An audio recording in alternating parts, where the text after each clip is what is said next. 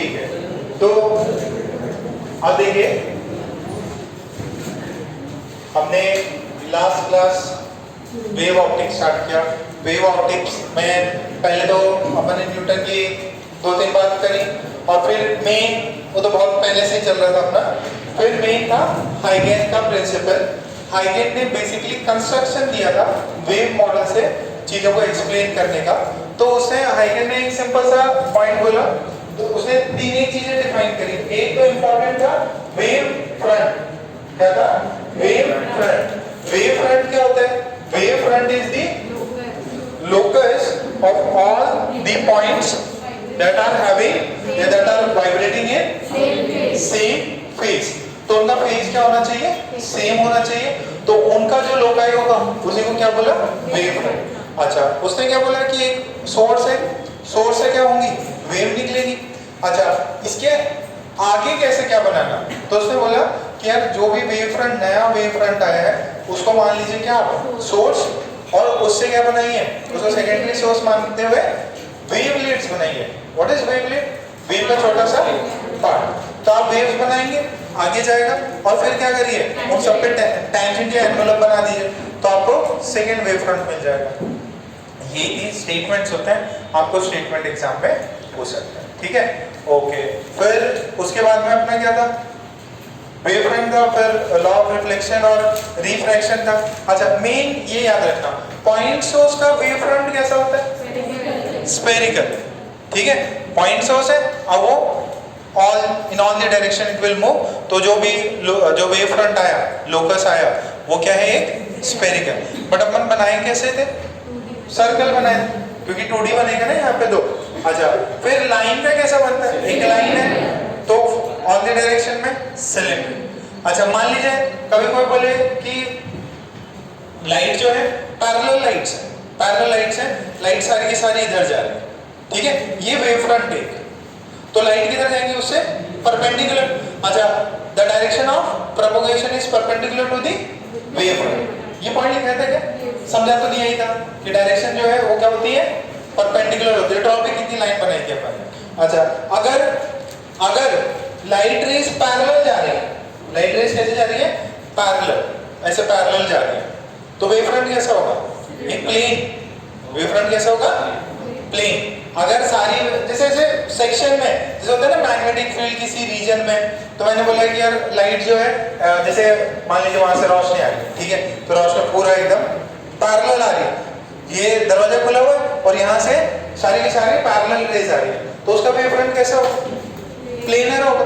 ठीक है, समझ में आ रहा है क्या? ओके, जैसे ये लाइट है, ये लाइट है, ठीक, और भी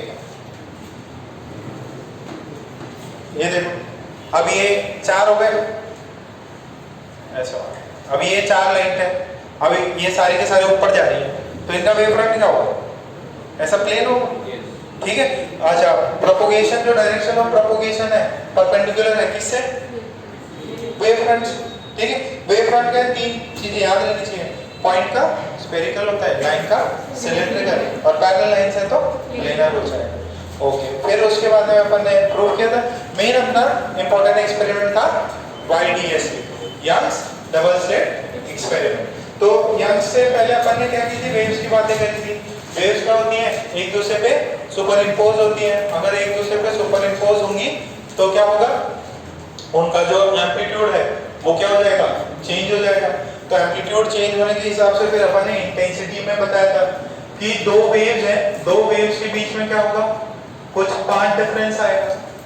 एक वेव थोड़ा कम चला, एक वेव थोड़ा ज्यादा चला, तो उसकी वजह से क्या आएगा? उनके बीच में फेज डिफरेंस।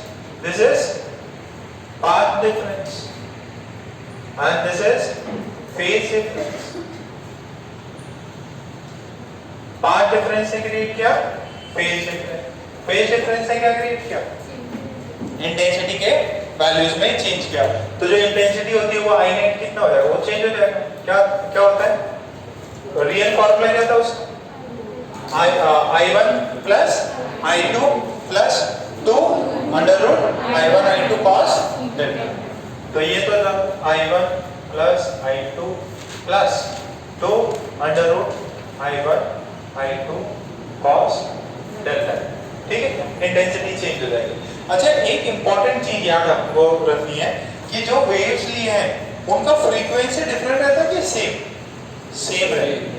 दो सोर्सेज जिनका फ्रीक्वेंसी सेम है उनको बोलते हैं कोहेरेंट सोर्सेज। क्या बोलते हैं? कोहेरेंट। पहले कभी लिखा है वेव्स में अपन ने किया है। कोहेरेंट सोर्सेज क्या होता है? वो सोर्सेज कोहेरेंट कोई भी वेव्स है तो उनका क्या होगा? Frequency same. और कोई कोहेरेंट सोर्स बोल रहा है तो यानी कि जो भी वेव्स निकालेंगे उनकी फ्रीक्वेंसी क्या होगी? सेम। तो ये जो भी है इसके लिए क्या होना चाहिए? फेज सेम होना चाहिए। अच्छा, एक अपन ने इक्वेशन लिखी थी, y1 ने लिखा a1 sin omega t minus ax मान लो, और एक a2 sin अब वो है omega t minus k x plus delta x हो जाएगा। इनिशियल फेज मान लीजिए सेम है। अच्छा, अब मान लीजिए देखो फेज जो भी पाथ डिफरेंस है वही फेज डिफरेंस क्रिएट कर रहा है ना। ये टर्म तो क्या है? सेम है। दोनों का ओमेगा क्या हुआ? सेम। तो अपन जो भी YDAC का एक्सपेरिमेंट कराते हैं वो क्या होता है? कोहेरेंट सोर्सेज होते हैं उसमें। कैसे सोर्सेज होते हैं? कोहेरेंट। फ्रीक्वेंसी क्या है दोनों की? सेम। मान लो अगर फ्रीक्वेंसी डिफरेंट होती तो तो इसकी वैल्यू अलग अलग टाइम पे क्या थी? अलग अलग आती। अच्छा, अलग अलग टाइम पे ये ओमेगा 1 होता है, ये ओमेगा 2 होता है, तो इनके बीच में डिफरेंस हमेशा रहता। तो डेल्टा जो डेल्टा फेज है या एफ नेट हो जाता, वो कितना आता है? k डेल्टा x होता प्लस दूसरा क्या हो जाता? जो भी है omega minus omega 1 minus omega 2 या ओमेगा 2 माइनस ओमेगा 1 इनटू जो भी t होता। तो आप क्या है? ये पार्ट डिफरेंस की वजह से और प्लस दोनों में फ्रीक्वेंसी डिफरेंस है तो भी क्रिएट होता है, और ये टाइम के साथ क्या होता है? चेंज हो जाता था। ठीक है। अच्छा, अब इसमें अपन जो भी एक्सपेरिमेंट करते हैं उनमें अंदर इन दोनों को क्या मानते हैं? सेम मानते हैं। अगर ये होता तो रियलिटी में क्या होता? यहाँ पर डेल्टा चेंज होता, ये डेल्टा हर एक इंस्टेंट पे चेंज होता, हर एक इंस्टेंट पे चेंज होता। तो क्या करते हैं आप? एवरेज वैल्यू लिखते हैं। ठीक है। अच्छा, कॉस की एवरेज वैल्यू कितनी होती है कंप्लीट साइकिल में? 0। तो अगर if omega 1 not equals to omega 2 तो कॉस का एवरेज वैल्यू लेना पड़ता। क्या लेना पड़ता? कॉस का एवरेज वैल्यू लेना पड़ता है। एवरेज वैल्यू कितनी होती? 0। तो आई नेट कितना हो जाता? I1 plus I2। तो मान लो एक लाइट जल रही ट्यूबलाइट और अपन ने एक दूसरी ट्यूबलाइट जला दी, तो इसकी वजह से कुछ रोशनी है, मतलब आपके बुक को कुछ जैसे घर में होगा ना, घर में 2 ट्यूबलाइट होंगी आपके, तो एक जला लो फिर दूसरी जलाओ तो अंधेरा, सॉरी ऐसा नहीं तो अंधेरा क्रिएट होगा। आपको क्या लगेगा? ज्यादा ही इंटेंसिटी बढ़ी। एक लाइट जलिए फिर दूसरी लाइट और जला लो, तो नॉर्मल घर में क्या होगा कि सर लाइट तो बढ़ी ही बढ़ी। तो आप इसमें जो है अभी तक आज के जमाने में, सॉरी इससे पहले अभी तक जितना भी एक्सपेरिमेंट होगा उसमें क्या था? रोशनी प्लस रोशनी, एक बल्ब और दूसरा बल्ब, मोर रोशनी होगा मतलब मोर लाइट होगा। यही अंडरस्टैंडिंग थी आपकी और हमारी। बट उसके अंदर क्या है? इसके अंदर जो भी लाइट जा रही है इनकी फ्रीक्वेंसी दोनों की सेम नहीं है, रैंडम फ्रीक्वेंसी है। तो इस वजह से कॉस्ट क्या हो जाता है? कॉस्ट का एवरेज 0। इसके अंदर 1 लाइट 2 लाइट 3 लाइट चलाते रहोगे तो क्या होगा?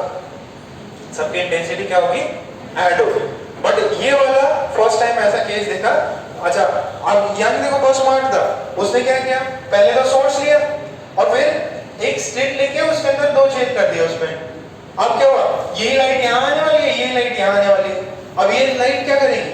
2 सोर्सेज की तरह एक्ट करेगी, और 2 सोर्सेज हैं और दोनों का ही क्या होगा? अगर एक ही जगह से निकला तो दोनों की फ्रीक्वेंसी भी क्या होगी? सेम होगी। तो इस वजह से उसने ओमेगा वाला टर्म जो है सेम रखने के लिए ये सेटअप किया। मेन सोर्स यहाँ पे और फिर क्या लगाया? स्लिट लगाया। स्लिट में क्या किया? 2 होल किए। 2 होल नहीं, एकदम काइंड ऑफ एकदम चीरा मारना होता है, चीरा मार दिया। ठीक है। और फिर यहाँ पे क्या किया उसने? स्क्रीन लिया और स्क्रीन पे फिर उसने पैटर्न ऑब्जर्व किया। जो सबसे बीच में क्या होता है? ब्लाइंड स्पॉट जो होते हैं सेंट्रल मैक्सिमम। दिखाया था क्या? नहीं। तो वो ग्राफ तो बनाया था ना 4i0 और ये सब, तो जो बीच में बनता है उसको बोलते हैं सेंट्रल ब्राइट फ्रिंज या सेंट्रल मैक्सिमा। Central maxima. अच्छा, फिर क्या बनेगा? डार्क बनेगा। पहला डार्क, फिर दूसरा क्या होगा? First bright. सर ये वाला, ये तो सेंट्रल है। सेंट्रल के बाद पहला डार्क, फिर पहला ब्राइट, फिर सेकेंड डार्क और फिर सेकेंड वन। नीचे क्या है? नीचे क्या है? डार्क वन और ये क्या होगा? Bright one. डार्क टू और ये ब्राइट। ठीक है क्या? अच्छा, इसमें अपन ने ये जो फॉर्मूला निकाला था वो किसे अप्रोक्सीमेशन से निकाला था। क्या अप्रोक्सीमेशन थी? ये जो डी है ये किस में आता है? mm में। ठीक है, y किस में आता है? सेंटीमीटर में। और d मीटर में। तो ये कैपिटल डी है, distance between the slit and the screen, और distance between the two sources या distance between the two slits कितना है? ये स्मॉल d। और ये तो मेरा सेंट्रल फ्रिंज हो गया, सेंट्रल ब्राइट फ्रिंज हो गया। अब मुझे क्या करना है? ऐसे कहीं पे y डिस्टेंस पे मेजर करना है यार, y डिस्टेंस पे क्या मिलेगा। ठीक है, याद है क्या? कल का बस यही है चैप्टर में, और कुछ भी नहीं है चैप्टर में, यही है। फिर इसके कुछ एप्लीकेशंस है, वो तो आप पढ़ भी लो तो हो जाएगा। ठीक है, बस थोड़ा सा बस इसी में सवाल आएंगे तो ज्यादा इसी में आएंगे।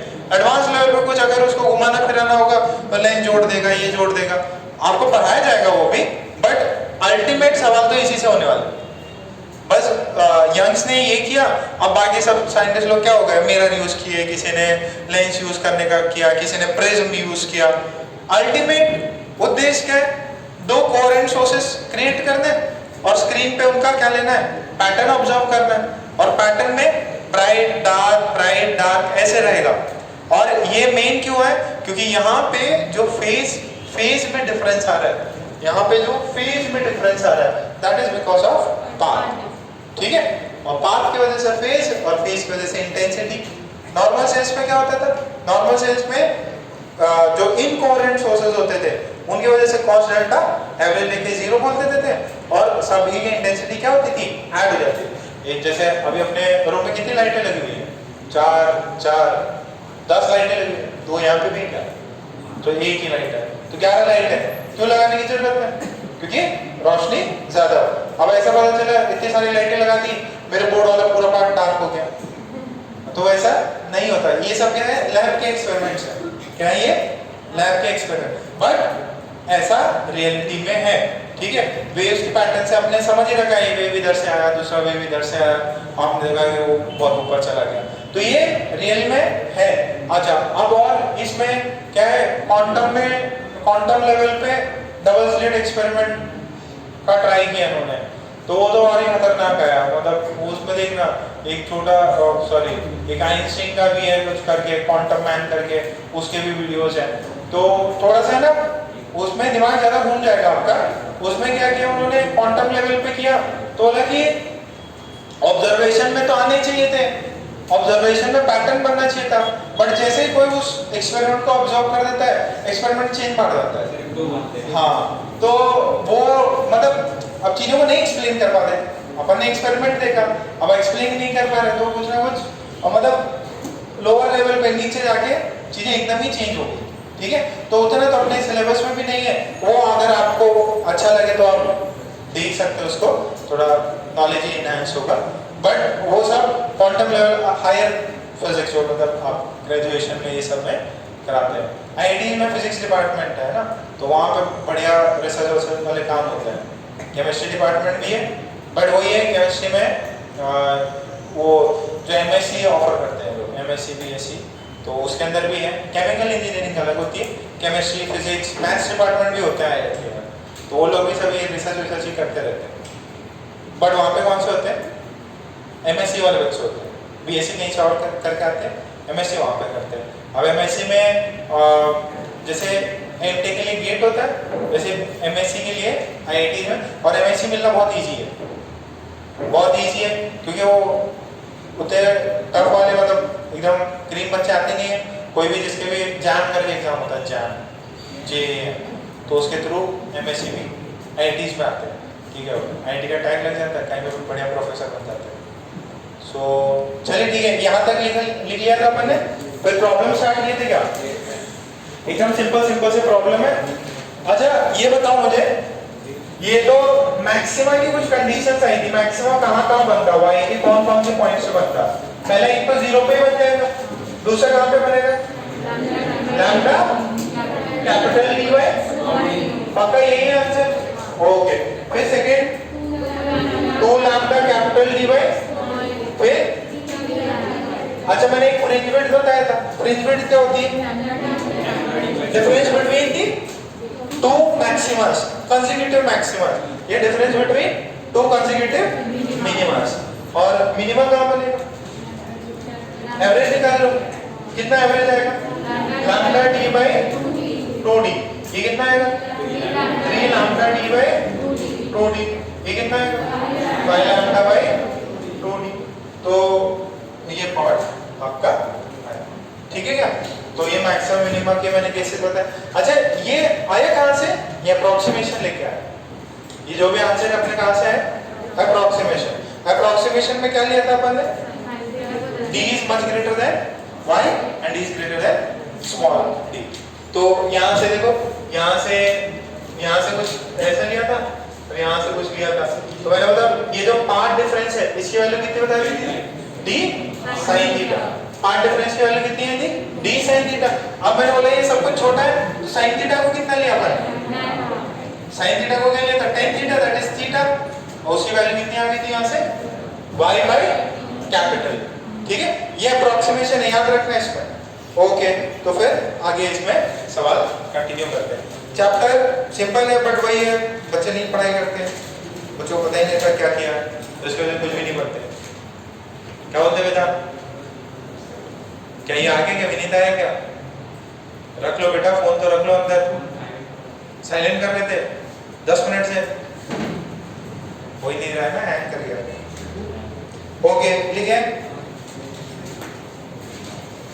सेकेंड क्वेश्चन, जो भी नंबर का क्वेश्चन है। एक आंसर आया था अपना 30 कुछ आया था कि 34, 32, 33 ऐसे कुछ था। उसके बाद में कुछ दिया था क्या मैंने? नहीं। ओके लिखो, सिंपल सा सवाल। इन YDSE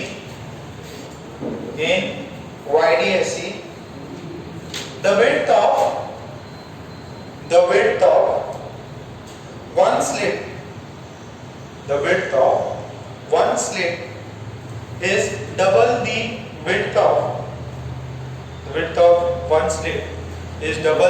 of the other slit.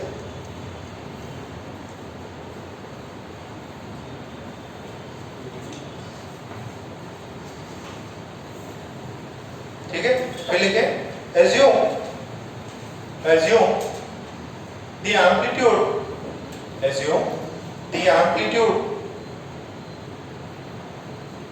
of light wave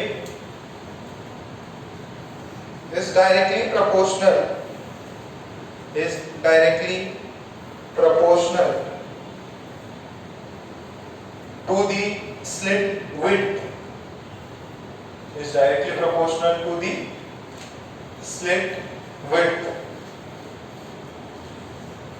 Then find the ratio of I max by I min. निकालो कितने लोगों के आंसर आते हैं? आदित्य नमन के साथ नहीं बैठा क्या? पेरेंट्स आने वाले आज। हाँ इतना सीधा हो गया एक ही दिन में। डोंट टेंशन मत लो, आज से धुलाई होगी तुम्हारी। आने दो, मैं इंतजार ही कर रहा था। और बाकी लोग के पेरेंट्स बुलाएंगे धीरे धीरे। सुजय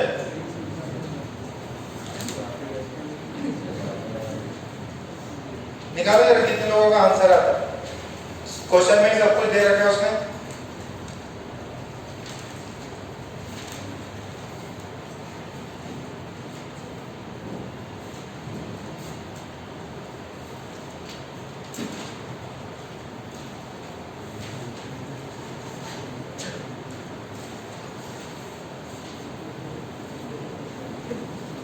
रफ में कर लो, आंसर सबके आने चाहिए। चैप्टर में बस यही है।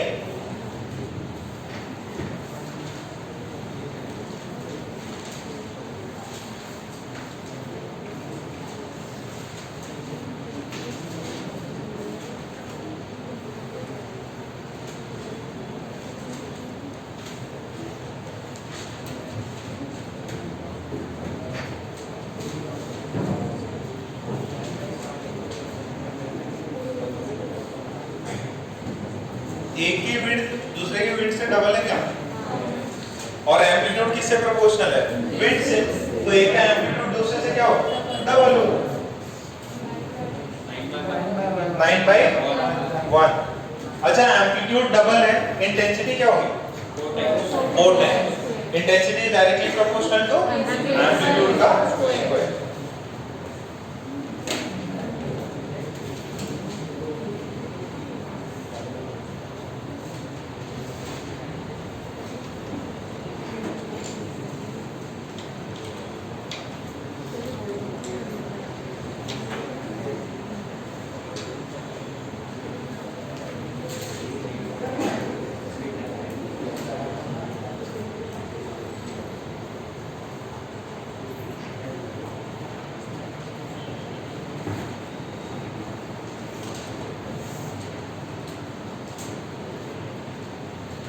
देखिए amplitude is directly proportional to width और a1/a2। तो जो पहले वाले का विड्थ अगर ज्यादा है तो उसका एम्पलीट्यूड भी क्या होगा? ज्यादा। विड्थ क्या है? डबल है। समझ में आ रहा है क्या? एक में जो ये देखो ये एक स्लिट है और ये दूसरी स्लिट, इसका विड्थ जो है मान लीजिए सम 2x है और ये वाला क्या है? x है। तो ऑब्वियस है इससे ज्यादा इंटेंसिटी निकलेगी। तो यहां से ये बताया। अच्छा एम्पलीट्यूड का स्क्वायर क्या हो जाएगा? 4/1। 4/1 और ये क्या होता है? Intensity. Intensity is directly proportional to amplitude का स्क्वायर। तो I1 का इंटेंसिटी कितना है? 4 और I2 का कितना होगा? 1। मतलब कुछ फ्रैक्शन हो गया, 4I0 होगा, 8I0। रेशियो तो 4/1 आएगा। तो Imax by Imin कितना आ जाएगा? Imax है √I1 प्लस √I2 का होल स्क्वायर। ये कितना होगा? √I1 minus √I2। तो 4 का रूट लो कितना होगा? 2। 1 का 1, 4 का √2, 1 का 1 कितना है? 3 का स्क्वायर। पहले भी आया था एक आंसर कितना? 9/1 कितना मैच किया? 9/1। ओके ये तो समझ में आ गया। समझ में आ गया कि जिनका नहीं पता पक्का? ओके चलिए एक बार दूसरा सवाल लिखें।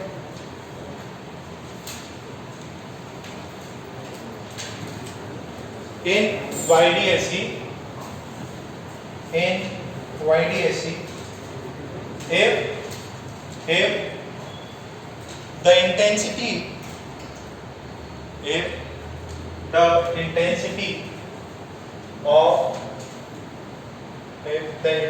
of source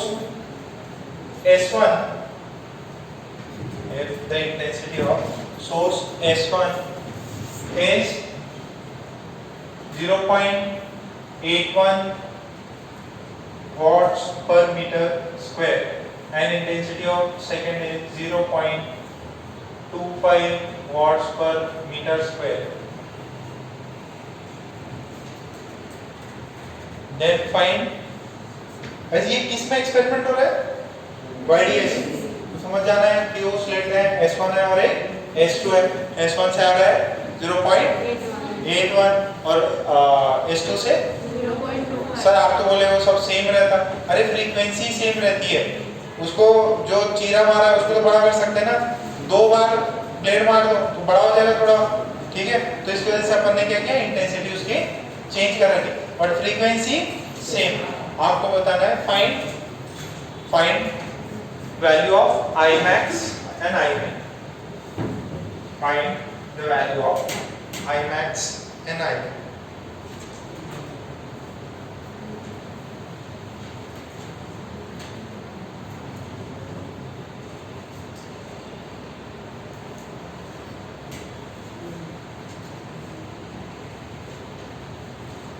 Imax और Imin की वैल्यू है।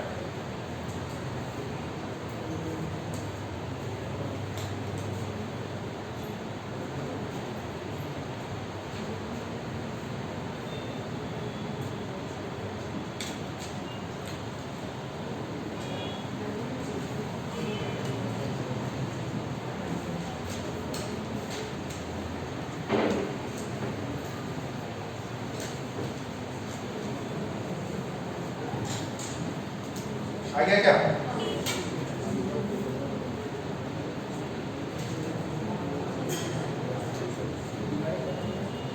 आई मीन कितना है आदित्य? 0.16 ओके, और आई मैक्स 1.96। सिंपल है क्या? तो आई मैक्स आ जाएगा, अरे रूट लेके स्क्वायर कर लेना है। I1 प्लस I2 का होल स्क्वायर, ये आना चाहिए 1.96, और आई मीन कितना आना चाहिए? 0.16 है क्या? देखो ये होगा 0.9, ये होगा 0.5, तो 0.9 माइनस 0.5, 0.4 बचा, 0.4 का स्क्वायर 0. सही है क्या? इजी है। तो आपसे कुछ भी ऊपर नीचे सवाल इसमें पूछ सकता है। ओके, आई होप इतना सभी से हो गया।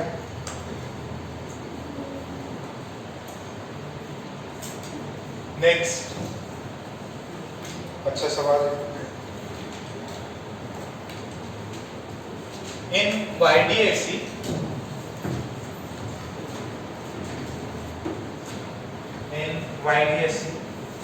if D is equals to, if D small d है ना, if small d is equals to 10 to the power minus 4 meter, lambda is equals to 6000 angstrom,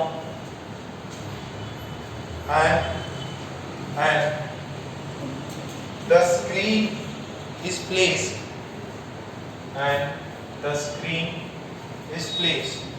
at a distance of, and the screen is placed at a distance of 1 meter away from the slits. Placed at a distance of 1 meter away from the slits. Then find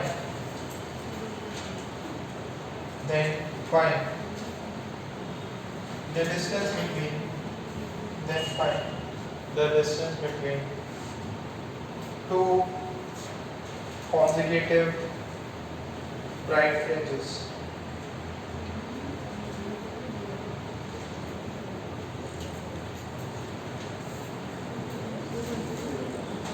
Find the distance between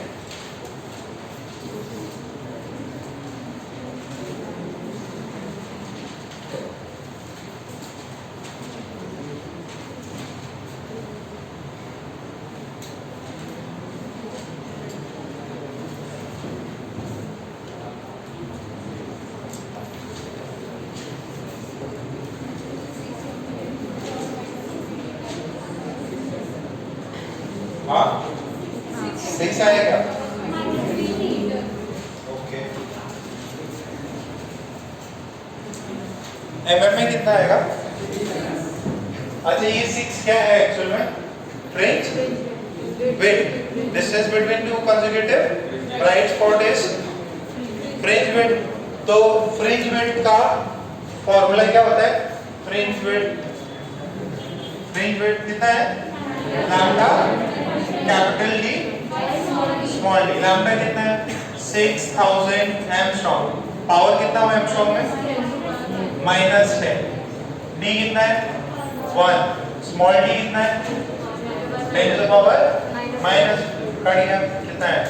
-6 और cut गया 6 into 10 to the power -3। सही क्या? mm में कितना हो गई? 6। ऐसे ही सवाल है इसका। ठीक है, फ्रिंज विड्थ पूछ लिया। अच्छा, फ्रिंज विड्थ देके या तो लैम्डा पूछा देगा, बोलेगा कि यही तो है variables, lambda capital D by small D. अब आपको बोलते फ्रिंज विड्थ इतना है, लैम्डा इतना है, डी इतना है, बताओ कैपिटल डी कितना होगा? या कैपिटल डी दे दे, लैम्डा पूछा ले।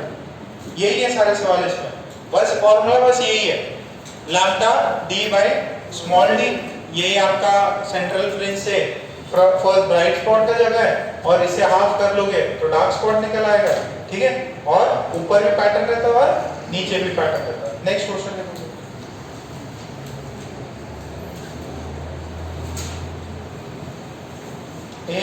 YDSC in YDSC। क्वेश्चन के पैटर्न तो बस ये फॉर्मूला तो यही है, अब ऊपर नीचे घुमाएगा। इन YDSC the screen is at a distance of the screen is at a distance of 2.5 meters from the slits, at a distance of 2.5 meters from the slits.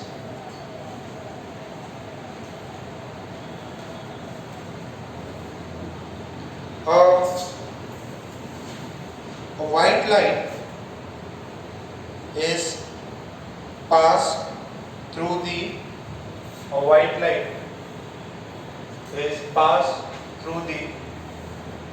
slits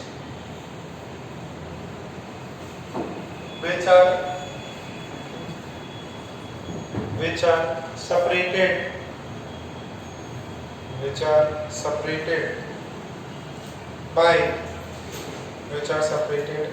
by small d is equals to 5 into 10 to the power minus 4 meter।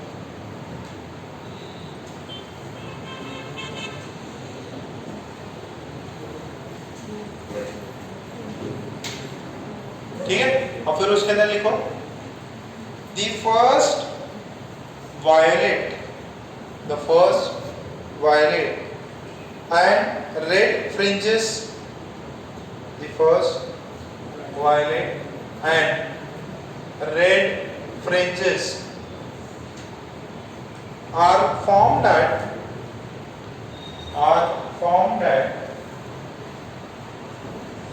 लिख लो 2 into 10 to the power minus 3 meter, 2 into 10 to the power minus 3 meter and 3.5 into 10 to the power minus 3 meters away from the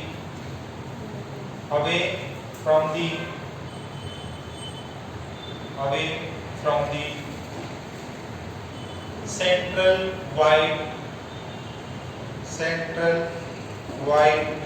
fringe,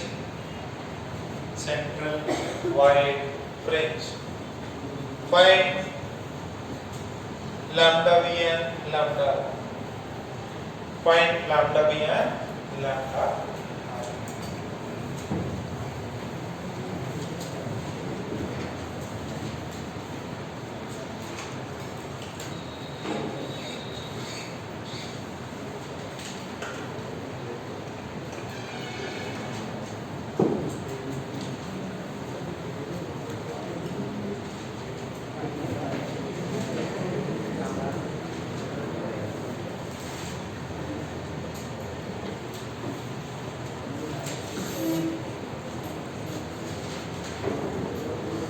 अरे कहीं बीमार थे क्या?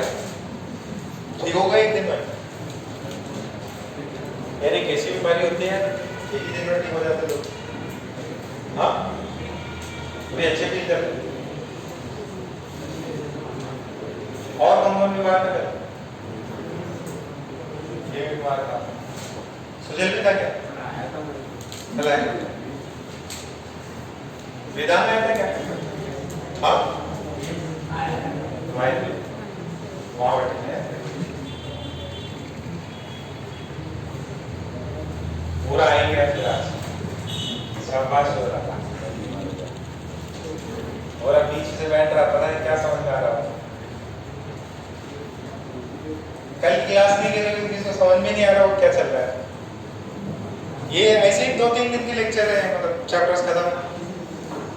Ray of optical instrument एक दिन में। सब मान लो फिजिक्स का चैप्टर सिलेबस तो कंप्लीट ही हो चुका है, अब ज्यादा ही टाइम दे रहे बिना काम इतने प्रॉब्लम करा रहे।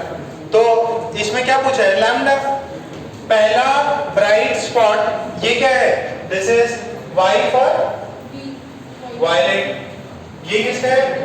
रेड के लिए। तो पहला ये डिस्टेंस कितनी होगी सेंट्रल फ्रेंड से? y is equals to lambda capital D by small d। तो ये वायलेट है, ठीक है। अच्छा, b दे रखा है, कैपिटल डी भी दे रखा है, निकालो जरा लैम्डा भी कितना है यहाँ से, y कितना है 2 into 10 to the power -3, small d कितना है 5 into 10 to the power -4 by capital D कितना है 2.5, तो ये 2.5 से क्या है 2 कितना है 4 into 10 to the power -7 metre, तो एंगस्ट्रॉम में कितना होगा ये 4000 एंगस्ट्रॉम, और नैनोमीटर में 400 नैनोमीटर। ठीक है, अच्छा ये गिवन प्रॉब्लम के लिए है ना, आप बोलो सर बुक में तो इतना इतना है, नहीं है गिवन प्रॉब्लम के हिसाब से। तो नेक्स्ट क्या था v r is d lambda, निकालो भाई फटाफट कितना है लैम्डा कितना है 700 आ रहा है 7000 एंगस्ट्रॉम आ रहा है, एग्जैक्ट नंबर आ रहा है ना, ठीक है। तो यहाँ से lambda is this is 2 into 2 ही है ना, नहीं 3.5 into 10 to the power -3 into 5 into 10 to the power -4 by 2.5, तो लैम्डा r की वैल्यू है 7000 एंगस्ट्रॉम। क्या ये क्वेश्चन समझ में आया? पहले मैं क्या पूछा था आपसे, फ्रिंज में y की वैल्यू पूछी थी, अब यहाँ पे क्या पूछ लिया आपसे लैम्डा, उस वेरिएबल्स को करने सीखे। ठीक है, अच्छा सर ये वायलेट का इतना है, रेड का इतना है, तो इन बिटवीन डिस्टेंस में क्या होगा, बाकी जो कलर्स हैं उनके मैक्सिमम आए होंगे कुछ।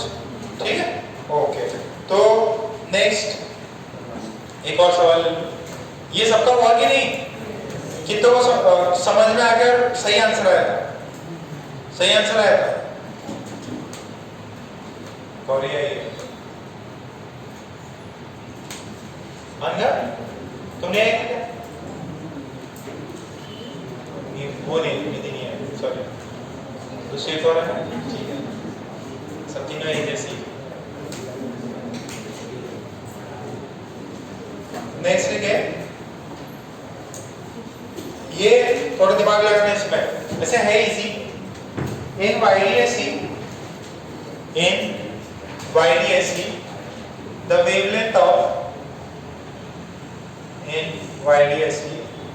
wavelength of yellow light is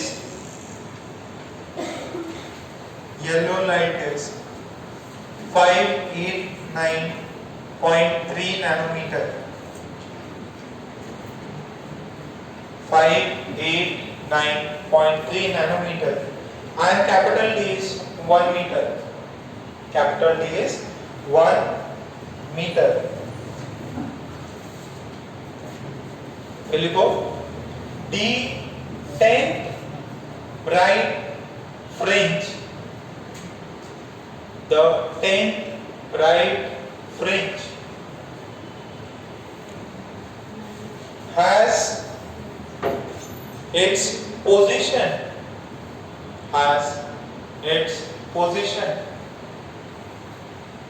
at a distance of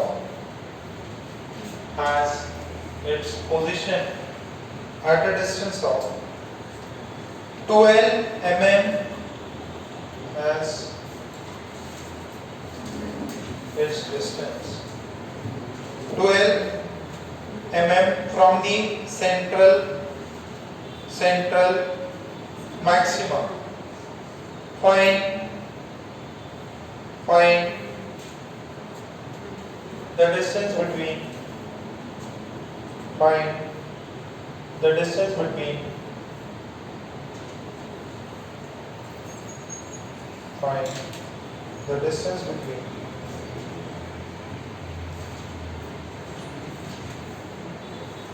this reads, find the distance between these slits के बीच में कितना डिस्टेंस है ये बताओ।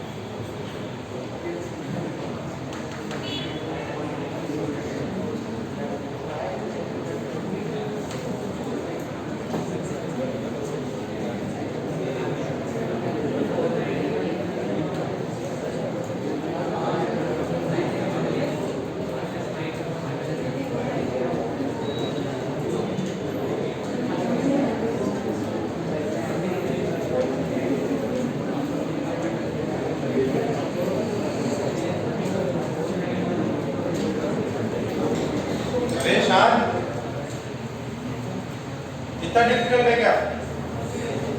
क्या क्या दिया है इसमें? लैम्डा दिया है और कौन सा फ्रिंज दिया है? 10। कितनी डिस्टेंस पे है? कितना दिया है? 12 mm। देखो इधर, यहाँ 12 mm पे कौन सा रहा है? 10 फ्रिंज। तो y की वैल्यू क्या रखेंगे अपन? n into capital D lambda by small d। ये y 10 आ रहा है, ये सेंट्रल फ्रिंज होगा, सेंट्रल ब्राइट स्पॉट, फिर डार्क, फिर ब्राइट वन। तो कौन सा ब्राइट है? 10 ब्राइट। कितना? ये पूरा y है, कितना y है? 12 mm। तो इसको 10 लिखेंगे, तो y की वैल्यू कितनी है? 12।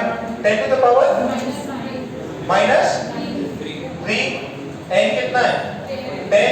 कैपिटल D कितना है? 1। लैम्डा कितना है? 589.3, ठीक है, इंटू 10 टू द पावर -9 ले लो। स्मॉल d कितना है? निकालना है, निकाल जाएगा। कितना है? 49.1 इंटू -5। तो क्या ये 0.49 mm हो गया क्या? ये ऑप्शन में रहेगा। एकदम सीधे सीधे प्रॉब्लम है, ज्यादा टफ है ही नहीं इसमें। अब वो है, आपको आइडिया से समझ में आना चाहिए। वो जो पहली वाली क्लास में वो सेटअप था ना, वो समझ में आना है। ये कहाँ बन रहा, ऊपर बन रहा, नीचे बन रहा, किस में कितना गैप है, ये पैटर्न समझ में आ गया, सारे क्वेश्चन हो जाएंगे चैप्टर में। उसमें ज्यादा और कुछ भी नहीं है।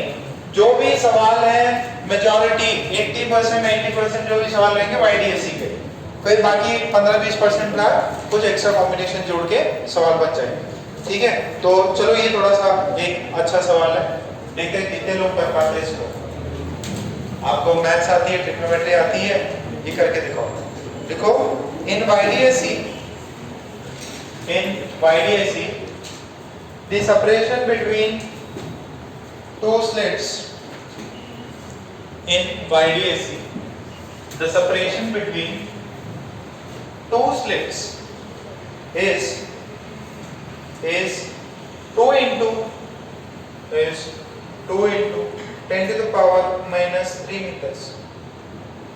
The separation between the two slits is 2 into 10 to the power -3 meters. Lambda is equals to 200 nanometers.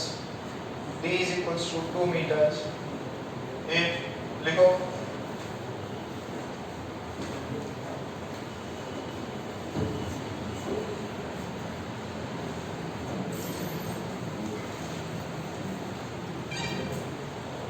lambda is equals to 2 meter, sorry, lambda is 200, सब कुछ इजी कट जाएगा सब, ठीक है। फिर आपसे बोल रहा है if intensity of central fringe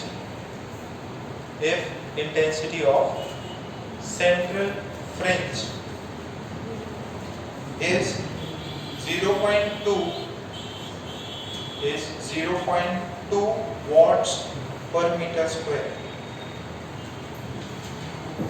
If intensity of central fringe is 0.2 watts per meter square, then find the intensity at a point. Then find the intensity at a point 0.5 centimeter away from the central fringe. Then find the intensity at a point 0.5 centimeter away from the central fringe. Away from the central fringe.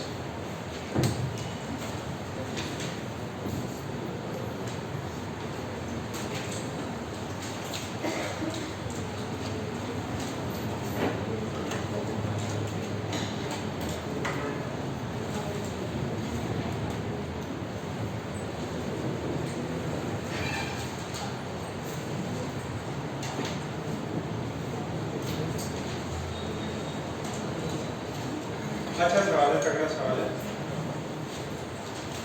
Intensity के ऊपर सवाल है। क्या ऋषि और हर्ष दोस्तों हुए क्या? क्या ऋषि? कंडीशन फॉर मैक्सिमम होता delta is equals to 2n pi, very good. Minimum 2n plus 1 pi। Very good. अच्छा हो गया, हमारा जी निकल जाएगा।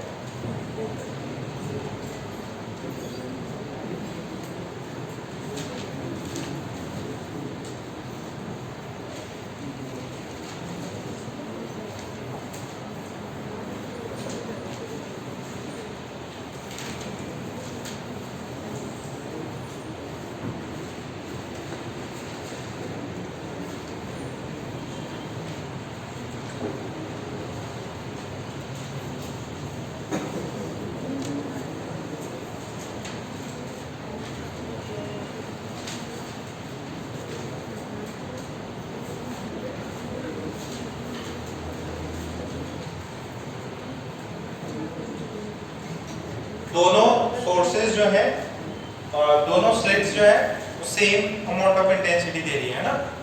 Slit S1 I not they रही है, स्लिट S2 भी I नॉट दे रही है। तो सेंट्रल फ्रिंज का कितना है? 0.2। तो ये बताओ एक सिंगल S1 का कितना इंटेंसिटी होगा? S1 स्लिट से कितना इंटेंसिटी निकला होगा? 0.1। कौन बोला 0.1? किसका है 0.1? हमें एक S1 से कितना इंटेंसिटी आ रहा होगा? 0. अरे तो सेंट्रल फ्रिंज का है ना 0.2, तो 0.05 नहीं चमका। S1 से कितना आ रहा होगा? ये देखिए एक S1 है और एक S2 है। यहाँ पे सेंट्रल फ्रिंज है, सेंट्रल फ्रिंज इसका इंटेंसिटी कितना दिया है? 0.2। इसने यहाँ से इंटेंसिटी I नॉट कितना होगा, यहाँ से इंटेंसिटी I नॉट कितना होगा? अरे यहाँ मैक्सिमम इंटेंसिटी कितनी होती है? 4 I नॉट। इंडिविजुअल का 4 टाइम्स, इंडिविजुअल कितना होना चाहिए फिर? 0.05 0.05 होना चाहिए। तो इसका 4 टाइम्स करो, नहीं यार। S1 का इंटेंसिटी और S2 का intensity I1 and I2 are same. चलो देख लो।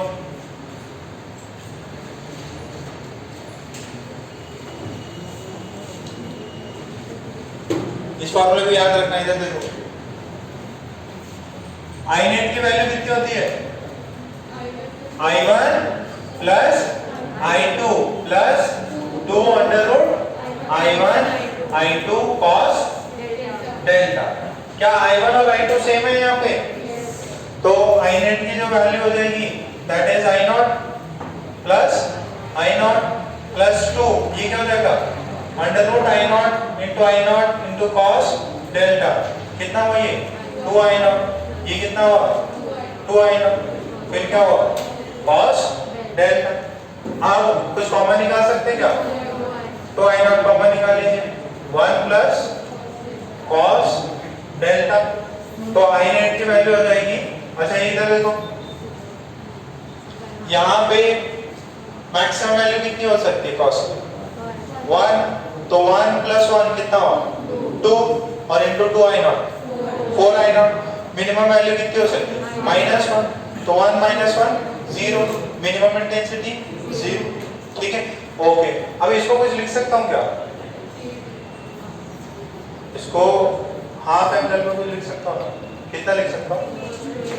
2 cos square 2 cos square delta by 2। पता ही नहीं सर कैसे आ गया? कितनों को पता चल गया कि अपन ने किया है? कभी नहीं पता चला? रिद्धि नहीं पता चला ना? सच्ची बताओ। और किसको नहीं पता चला? हो क्या फॉर्मूला था बेटा? cos 2 थीटा का। cos 2 थीटा कितना होता है? 2 cos स्क्वायर थीटा -1 उधर भेज दो। ठीक है, तो ये चीज आई, तो यहां से कितना आएगी? 2 into 2 कितना हुआ 4 I naught cos square तो I net की वैल्यू दी है। इसको याद रखिएगा कितनी है 4 I naught cos square। यहाँ पे कब ये फॉर्मूला कब वैलिड है जब दोनों की इंटेंसिटी क्या हो सेम। तो 4 I naught cos square delta by 2 cos square delta by 2 ठीक है। सो अब इसमें ये देखो cos square लगा है मैक्सिमम वैल्यू 1 हो सकती मिनिमम वैल्यू 0 तो 0 हो जाएगा तो 0 इंटेंसिटी मैक्स 1 तो 4 I naught। अच्छा अब ध्यान से सुनना ये सवाल अभी हुआ नहीं है हाँ 0.125 और कीजिए कुछ। अच्छा अब आपको y दे रखा है क्या उसने y कितना ऊपर जाना है 0.5 सेंटीमीटर जाना है। अच्छा सर डेल्टा नेट निकाल सकते हैं क्या भाई डेल्टा वहां से डेल्टा है डेल्टा की वैल्यू यहां से आ जाएगी सब्स्टिट्यूट करके देखो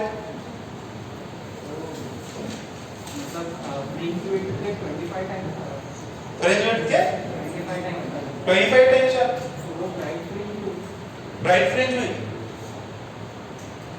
25 टाइम्स आ रहा है करके देखो जरा उसकी वैल्यू आ रही थी 0.2 डेल्टा की वैल्यू कितनी होती है डेल्टा की वैल्यू कितनी होती है के डेल्टा x होती है डेल्टा x की वैल्यू डेल्टा x 25 है क्या पहले यहां तक लिखो आंसर आ जाएगा यहां पे y कुछ भी दे तो आंसर आ जाएगा उस लॉजिक से भी आपका आंसर सही है।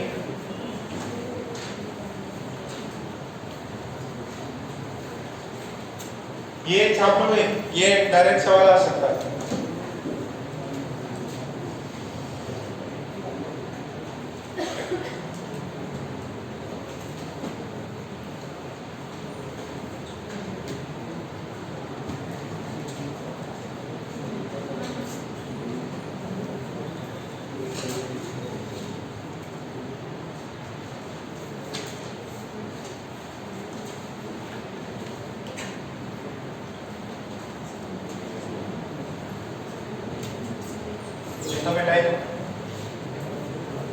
ये याद रखना है ना ये वैल्यूज मेरे को बता देना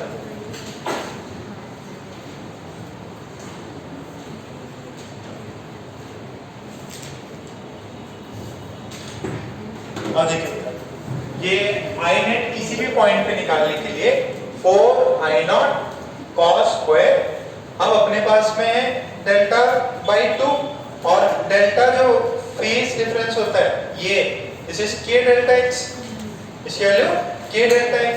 अच्छा इस डेल्टा x को क्या लिखा था मैंने d sin थीटा ठीक है। अच्छा ये sin थीटा छोटा होता है तो इसको tan थीटा लिख लिया था और k की वैल्यू कितनी है 2 pi by lambda this is small d and इसकी वैल्यू कितनी थी y अपॉन कैपिटल D तो इसकी वैल्यू आ गई। अच्छा अब ये देखो कितना है 2 पाई लैम्डा कितना था 200 nanometre 10 to the power small d कितना है 2 मिलीमीटर y कितना है 0.5 into 10 to the power -2 कर दो क्या कैपिटल D कितना है 2 मीटर सही है। तो यहां से देखो डेल्टा की वैल्यू कितनी है डेल्टा की वैल्यू कुछ भी आ सकती ठीक है हो सकता है डेल्टा की वैल्यू फाइनली पाई बाय 2 आ जाए 3 पाई बाय 2 आ जाए पाई बाय 4 आ जाए ठीक है। तो ये आंसर से क्या होगा आपको एक्यूरेट चीजें पता चलेगी कट रहा होगा ना कुछ बहुत कुछ कितना आ रहा है 50 पाई आ रहा है क्या पक्का ओके 50 पाई आ गया। अब इसके अंदर क्या था 50 पाई बाय 2 कर देंगे कितना आएगा 25 पाई कितनी वैल्यू होती है उसकी पाई की वैल्यू कितनी होती है -1 का स्क्वायर। अरे 4i0 की वैल्यू कितनी थी 0.2, ये -1 का होल स्क्वायर 1, इंटेंसिटी कितनी आएगी 0.2 ही आएगी, 0.2 ही आएगी। उस लॉजिक से भी सही है सर, यहाँ पे कितना है 25वां राइट फ्रिंज है तो इंटेंसिटी तो सेम ही आनी चाहिए, बट इसमें y क्या है, अब कुछ भी आए π/2 आए π/4 आए, सारे आंसर इसमें कवर कर जाए। तो डेल्टा की वैल्यू 50 पाई, डेल्टा बाई 2 की वैल्यू 25 पाई, इसको 25 पाई को कितना लिख सकते हैं 24 पाई प्लस पाई। ये याद है ना, इसकी वैल्यू निकालने आती है ना। एक कंप्लीट साइकिल के बाद में क्या करता है, रिपीट करता है, 2 पाई 4 पाई 6 पाई 8 पाई 10 पाई, तो ये कितना है 24 पाई प्लस पाई, 24 तो पूरा साइकिल रिपीट हो गया और ये पाई गायब कर दो, इससे पाई की वैल्यू आ जाए। ठीक है, साइक्लिक होता है ना ये, सॉरी पीरियोडिक होता है ना, एक टाइम बाद में 2 पाई साइकिल है, चल रिपीट कर दो। ये फॉर्मूला याद रखना, कुछ रेशियोज भी पूछ सकते हैं आपसे, इस फॉर्मूले से भी आंसर आ जाएगा। 4i0 की वैल्यू कितनी है 0.2, कैसे पता चला सर, दे रखा है कि सेंट्रल ब्राइट फ्रिंज की इंटेंसिटी दे रखी है और सेंट्रल ब्राइट फ्रिंज की इंटेंसिटी कितनी होती है 4i0 ही होती है, हमें नहीं चमका गया।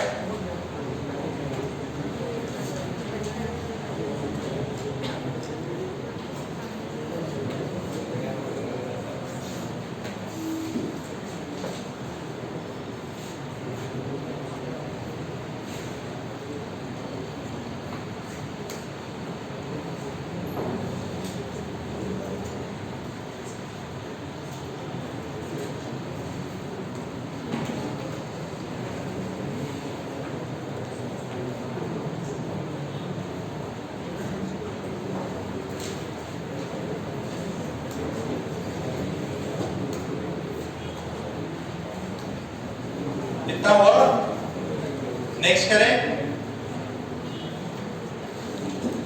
ओके, नेक्स्ट प्रॉब्लम लिखो।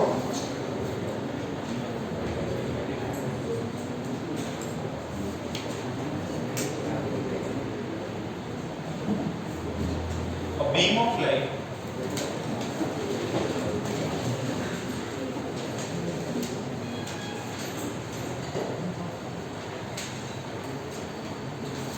of light consists of two wavelengths.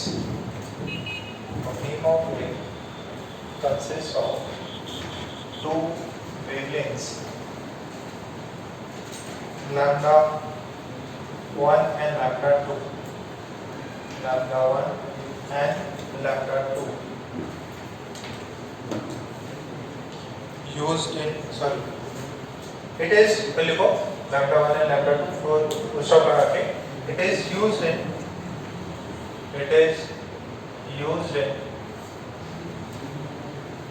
YDAC experiment. It is used in YDAC experiment with capital B is equals to 1.2 meter, small d 2 mm, small d 2 mm, small d 2 mm. इसका lambda 1 is actually lambda r red है और ये वाला blue है, ये data लिख लो।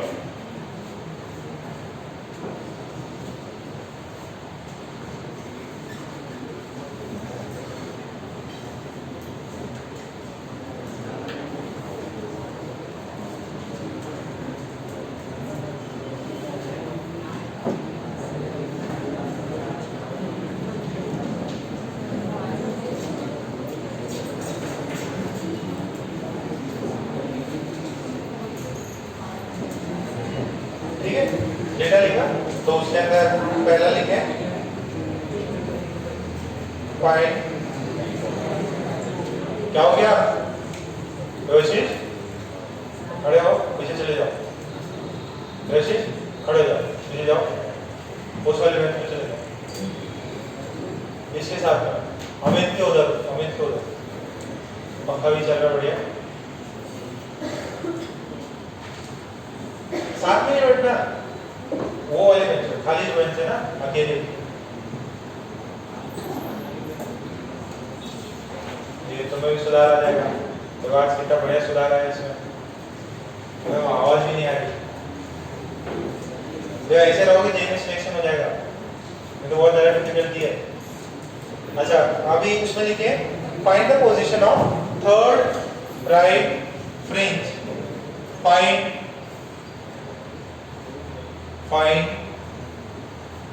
The position of third right fringe for the red light, R का मतलब रेड,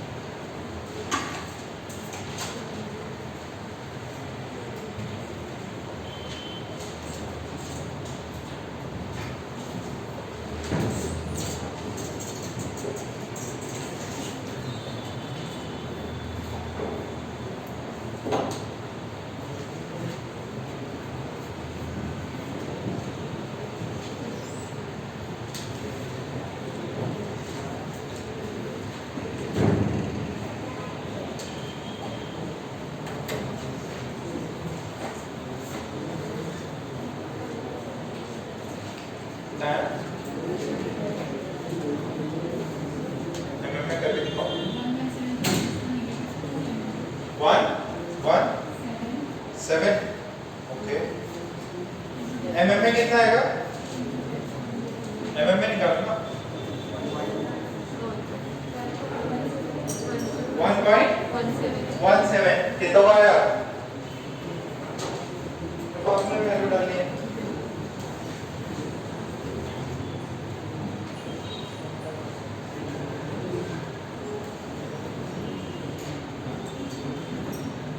कितना नंबर का है? थर्ड नंबर का है। Third number of right fringe, तो क्या लगाना पड़ेगा? 3 into lambda d by small d।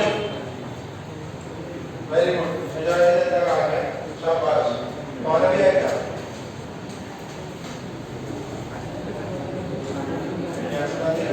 ठीक, ओके। नेक्स्ट देखो फिर इसी में नेक्स्ट पार्ट देखो। आज क्वेश्चन ही क्वेश्चन है, थ्योरी में बताई नहीं। लिखो जरा, find the least distance, find the least distance away from, find the least distance away from the center, find the least distance away from the center where lambda r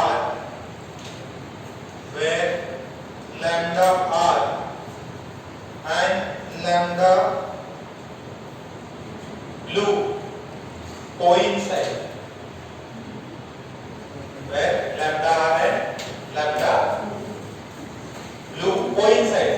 दोनों bright fringe एक ही जगह पे बन रही है, lambda 1 की भी और लैम्डा 2 की भी।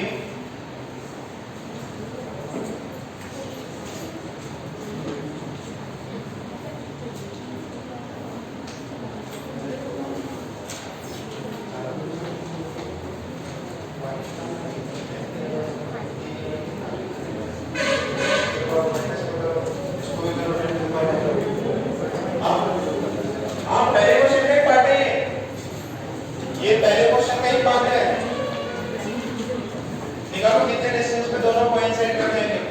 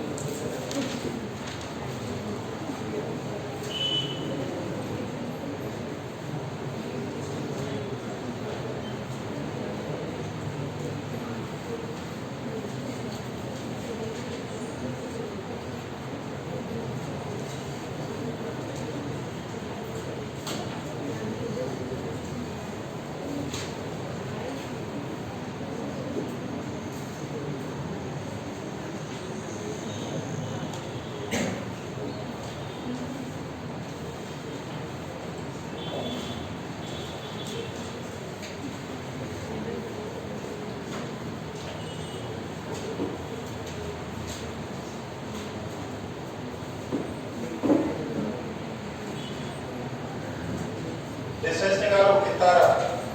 यहाँ पे दोनों कोइंसाइड कर देंगे।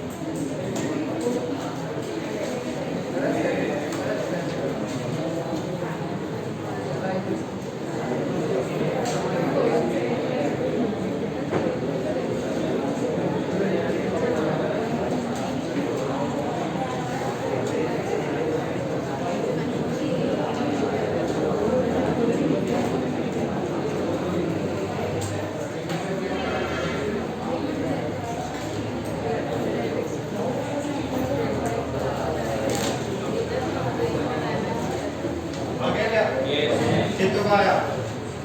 अच्छा, कौन सा ब्राइट फ्रिंज कोइंसाइड कर रहा है? फोर्थ और फिफ्थ कोइंसाइड कर रहा है। देखो इधर, मान लीजिए यहाँ पे ये जो एक्सपेरिमेंट किया अपन ने, देखो इधर सेकेंड पार्ट बता रहा हूँ, ये रेड वाले का होगा, एक रेड वाले का होगा और एक ब्लू वाले का, दोनों एक ही जगह पे बन रहा है। तो अब आपको पता है कि दोनों का y, पहले वाले का y आया था 1.17, बड़ो कौन सा था? थर्ड। तो अब हो सकता है कि एक का कोई फोर्थ हो, 10th हो, 9th हो, वो दूसरे वाले के सेम नंबर से तो कोइंसाइड नहीं करेगा।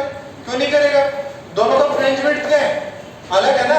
फ्रिंज विड्थ की वैल्यू कितनी होती है? फ्रिंज विड्थ कितना हो जाएगा? लैम्डा।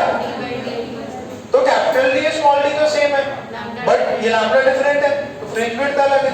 तो नंबर ऑफ मैक्सिमा जो ब्राइट स्पॉट होगी वो सबके अलग अलग है। तो मैं बोल रहा हूं कि जो ब्राइट स्पॉट जो है किसका? रेड का, ठीक है। कोई m नंबर का ब्राइट स्पॉट है रेड का जो कि कोइंसाइड कर रहा है n नंबर से, ठीक है, और वो किससे? ब्लू के d बाय, तो ये तो कट गया। तो m times lambda r should be equal to n times lambda b। तो m लैम्डा r कितना है? लैम्डा r कितना है? 6 5 0 0, और ये कितना है? 5 2 0 0 0 कट गया। ये किसी टेबल में जाता है क्या? किसमें? 30 4 जा और 35 जा। तो 5n बराबर कितना है? 4n, यानी कि m बाय n की वैल्यू कितनी है? 4 बाय 5। अच्छा, ये उसने एक्चुअली जो पूछा था that was the first time central fringe से कहां पे मिलेंगे? First time. हो सकता है आगे भी मिले, बट वो मिलेंगे तो रेशियो क्या होना चाहिए? 4 बाय 5। अच्छा, किसका 4? रेड का। किसका? रेड का। और किसके भाई से? ब्लू के। तो अपने को कौन सा चाहिए? तो इसमें बोल देंगे फिफ्थ। देखो ना यार, ये m की वैल्यू कितनी आ रही है? यहाँ से 4 के अराउंड आ रही। तो फोर्थ किसका? ये कौन था? रेड। तो फिफ्थ किसका? ब्लू का, सॉरी ब्लू का। Fourth bright fringe of red coincides with fifth bright fringe of blue। तो ये फोर्थ क्या होगा? y फोर्थ कितना जाएगा? 4 times lambda r d by small d। तो 4 लैम्डा कितना है? 6 5 0 0 10 to the power minus. Capital D कितना है? 1.2। स्मॉल d कितना है? 2 into 10 to the power minus 3। तो ये चीज है। अब इसमें देखो जरा, जो भी आंसर आया होगा ये 2 जा और इसको मल्टीप्लाई कर लेना, आंसर आ जाएगा। कितना आंसर आ रहा है?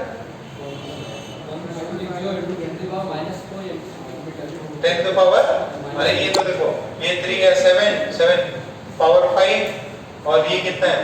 65 into 2 130 into 1.2 का कितना आंसर आएगा इसका? 13 into 12 कर लिया है। 1.56 ये किसका फोर्थ है? रेड का। तो रेड का फोर्थ किसके बराबर है? ब्लू के। इजी है, ऐसे ही सवाल है, ठीक है। तो ये वाले टाइप के अपने सवाल कंप्लीट। इंडेक्स एक्सरसाइज 1 पूरा सॉल्व करेंगे अपन।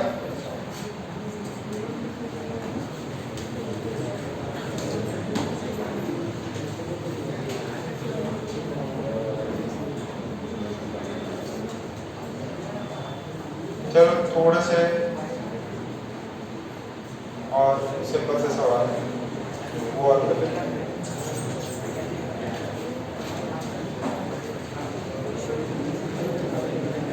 हाँ, कौन सा?